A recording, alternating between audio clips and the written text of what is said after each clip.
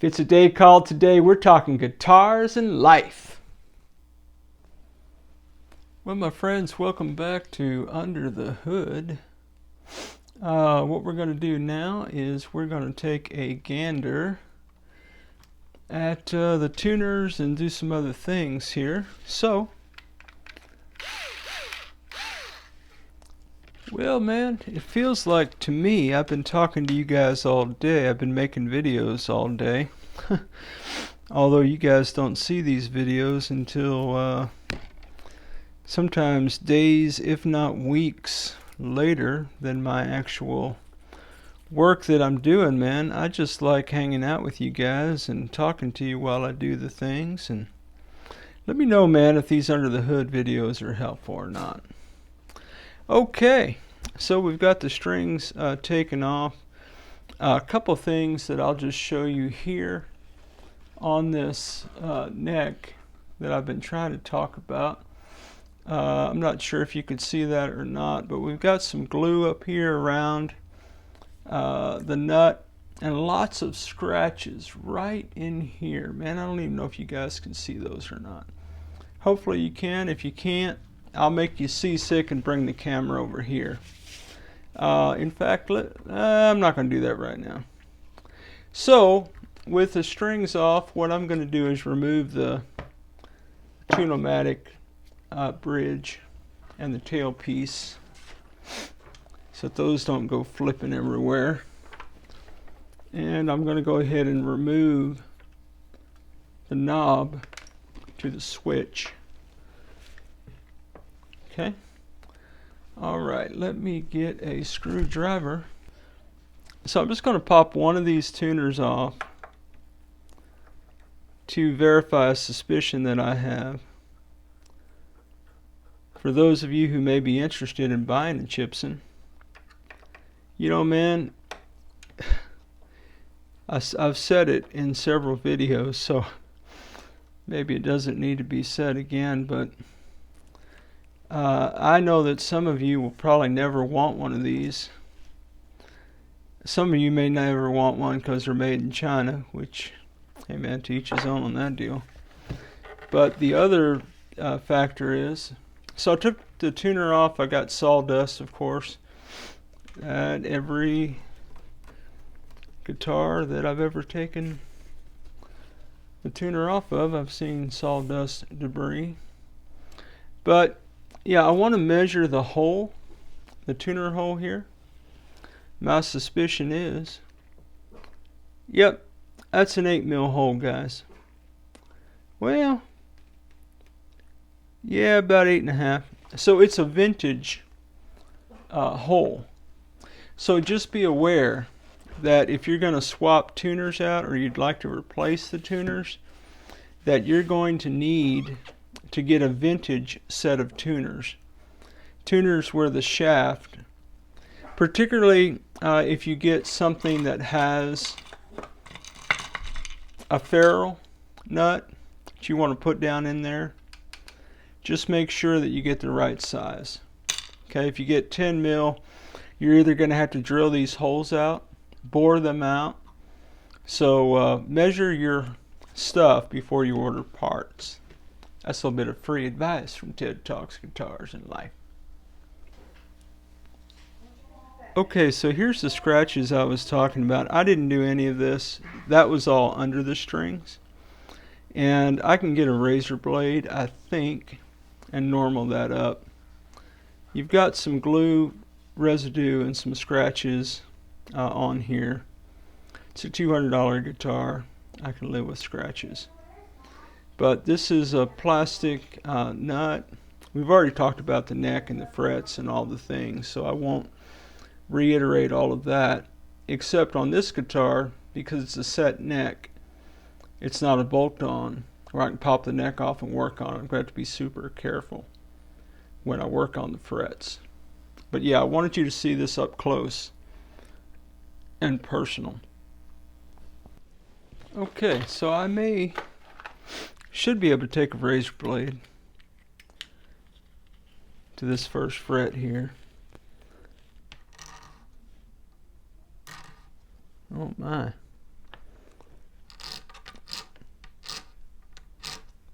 Kind of scrape those scratches out, but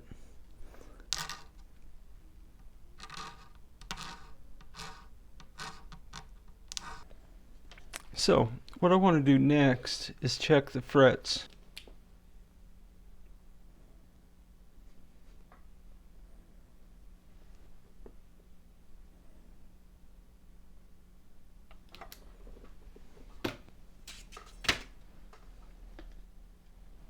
Okay, we've got us a level neck. Very interested to check these frets out. My suspicion is I've got a high fret down here on the 13th, but we will see, my friends. We will see how that's going. Man, these LP necks, I really don't like them. By way of working on them because of the dip-de-doo down here.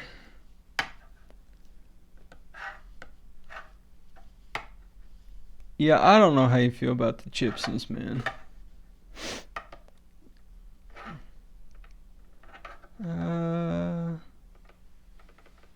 Oh. Well, is that me or that the...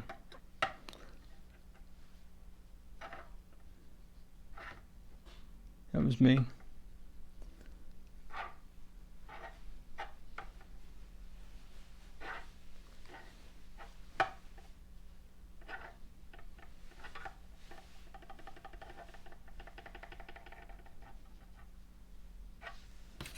Okay.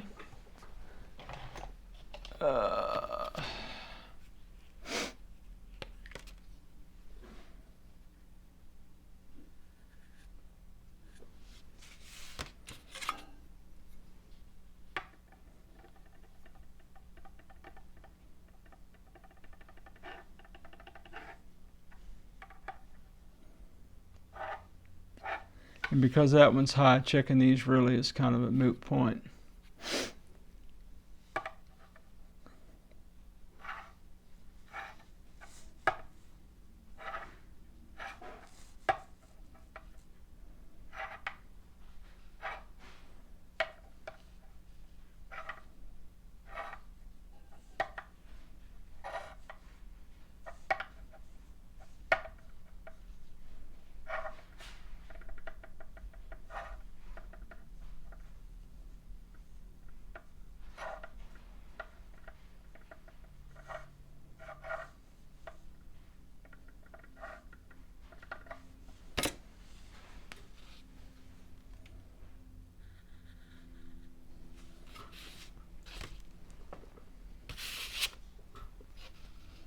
And that marker is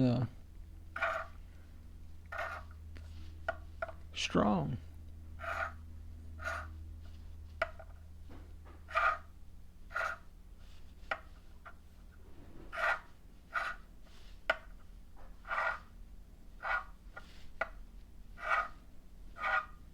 All right.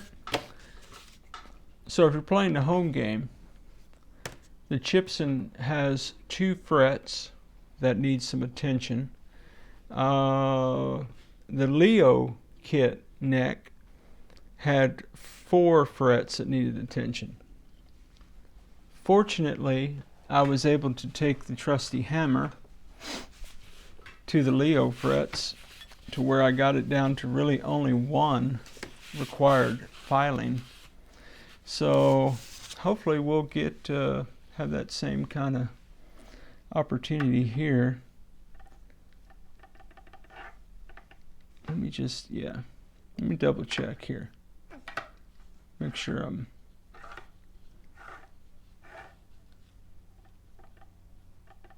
okay. So you want to secure the bottom of this thing. Rubber mallet.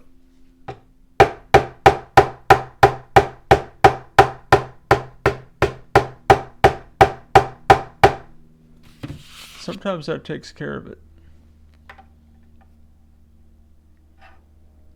Like that. Cool. Cool, cool, cool. Cool, cool, cool, man. Rock on with your bad self, man. Shoot. Come on, Gibson, I see you, baby. telling you guys, man, this is a good guitar. I'm not sure about the pickups, man. Hey, put it in the comments what you heard if you listen to the sound samples. Now this is precarious because I want to make sure, let me think about this for a minute. What's the best way to protect this neck? Shoots. Well, let me see if I can wedge something under here. StewMac product is probably the best use of that StewMac product. Not really. All right, neck is secured.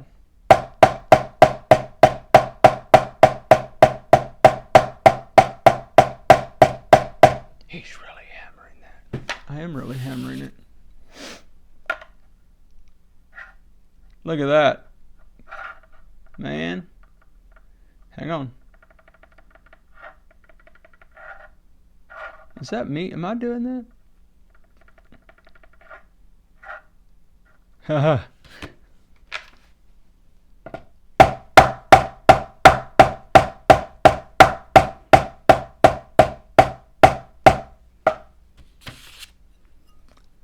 Hit the guitar just for good measure. All right.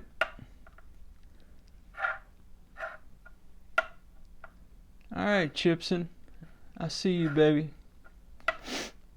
Bringing it with the level frets, man. Dang.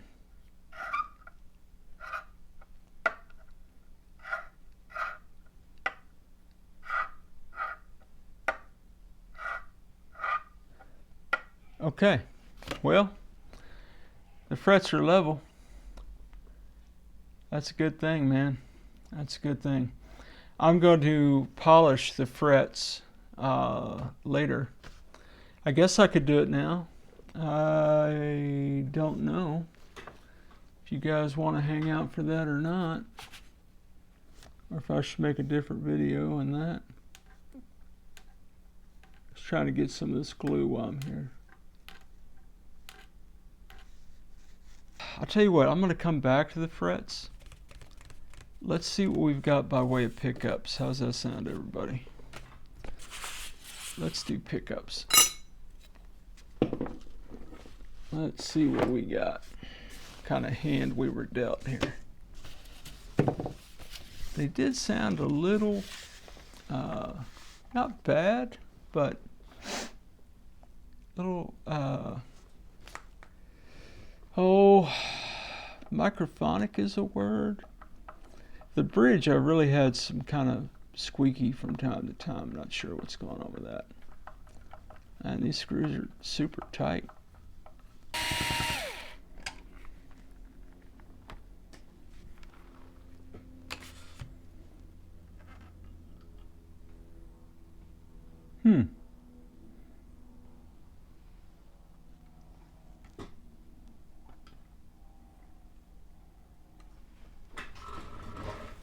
Let me get you in here. Okay, so here we've got kind of nondescript pickups.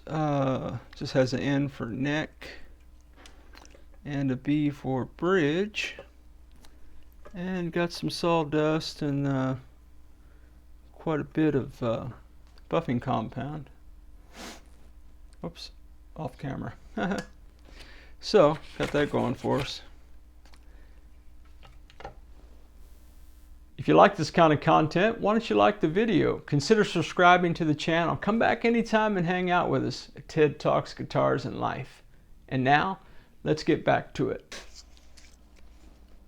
I went ahead and put some copper shielding in the pickup cavities while I had those open. See if that helps some of the weird wasn't really squelching or anything, but yeah, just heard a couple things while I was playing earlier today that I thought, well, what if I could fix that?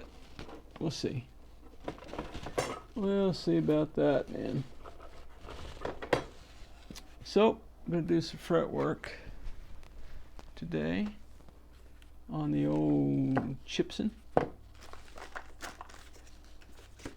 And first thing I'm going to do is I'm going to tackle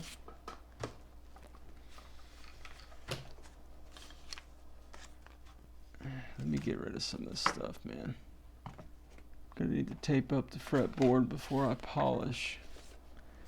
But for right now, we'll just kind of stage things, different locations, so that we can be friends. There we go. Welcome back, friends. While we were here, I figured we'd check the radius of this bad boy. And this is a 14-inch radius.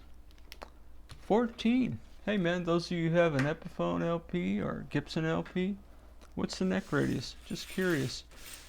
I'll find it out on the Leo. Right now, the Leo is otherwise indisposed, i.e. I cannot get to the the neck. All right. So, what we're going to do is what we always do. We're going to grab the edges, and we're going to try to get these bad boys to my player preference.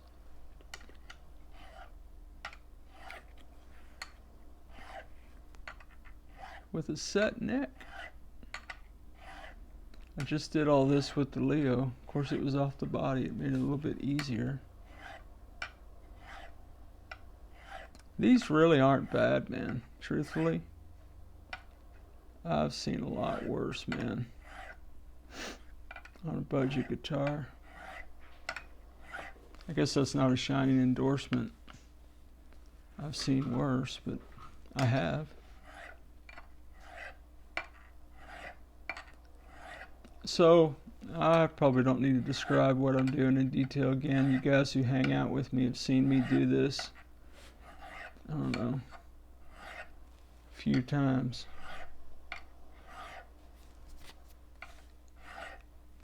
But, if you're new, what I'm doing is I'm on the side of the fret,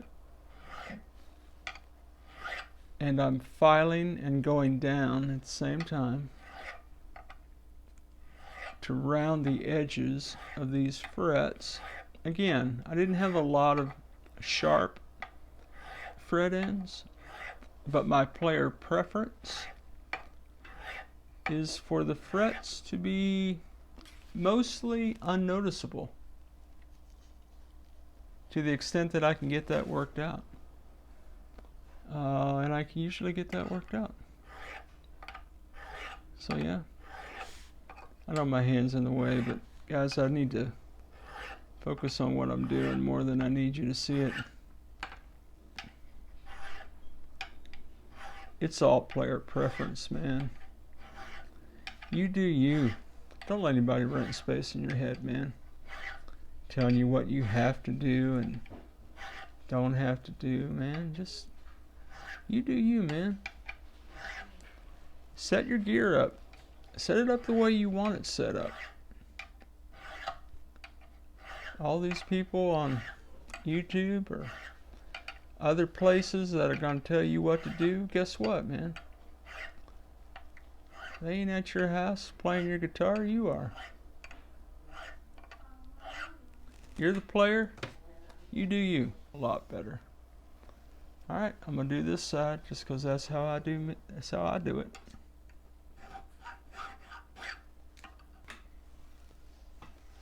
Alright. Fret edge is complete, my friends. Fret edge is complete. So, now what I'm going to do is put my razor blade away. Because I don't like those being out. Too many bad things can happen. So, I'm going to tape this board up. What do I do with my brush, man? I need my brush. Where is my brush?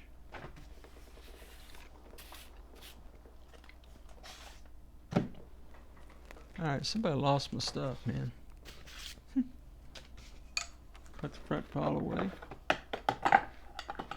Didn't need the very expensive StewMac apparatus. It's good news. Either one of them.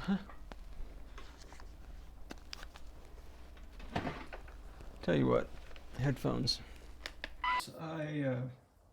Sorry, my microphone is off because I had to charge my phone. So if you selected this time as the time when Ted's battery would die on his phone, you are correct, my friends.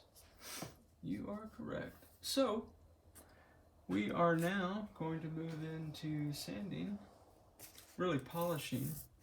Since I didn't have any unlevel frets, I was able to hammer the two in that were suspect.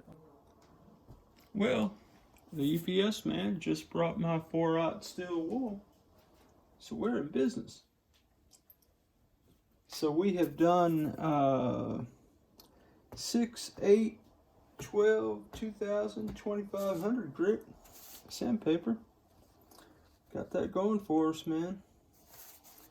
So I'm gonna kind of put these to the side. And we're gonna do some steel wool. We're gonna do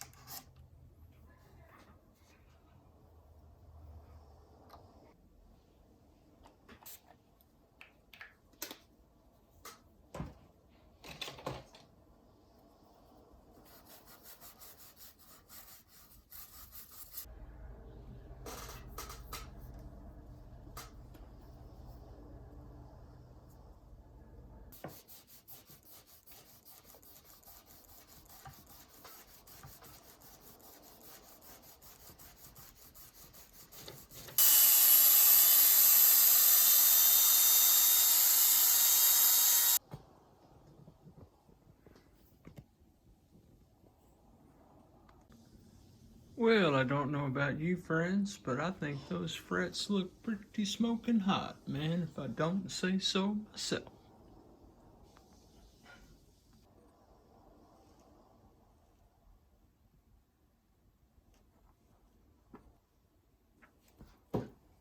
Well, let's get this bad boy stringed up. That's what I say.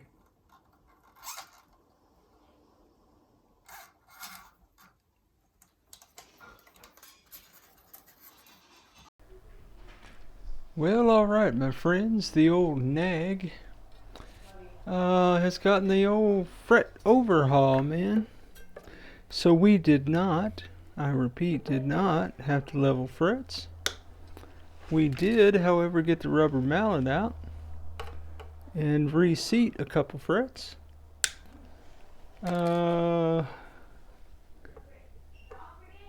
Beat them with the hammer, I mean.